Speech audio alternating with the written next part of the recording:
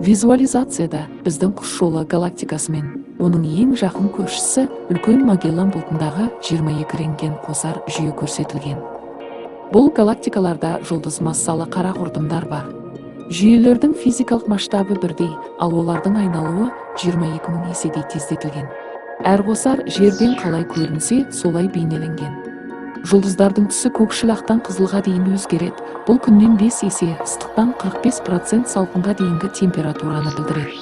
Қара құрдымдардың масштабы массасына сәйкес болса да, нақты өлшемінен үлкен шарлар түрінде бейнеленген.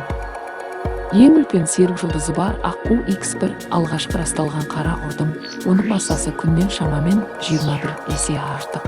Бірақ оның оқиға көкжиегі деп аталатын беті 124 километрдей ғана. Үлкейтілген сфералар қара құрдымдардың гравитациялық әсерінен туған көріністің бұрмалануын да жасырып тұр. Жүйелердің көпшілігінде газ ағыны жұлдыздан тіке қара құрдымға қарай ағып, оның айналасында аккрециялық диск атты жалпақ жазық құрылым түзеді. Басқаларында, мысалы, аққу X1-де ауыр жұлдыз желі деп аталатын қою ағын шығарады. Оның бір бөлігін қара құрдымның күшті гравитациясы тартып әкетеді. Зат ішке қарай ақырын шиырылған сайын аккрециялық дисктегі газ қызып көрінетін ультракүлгін ақыр соңында рентген диапазонда жарқырайды.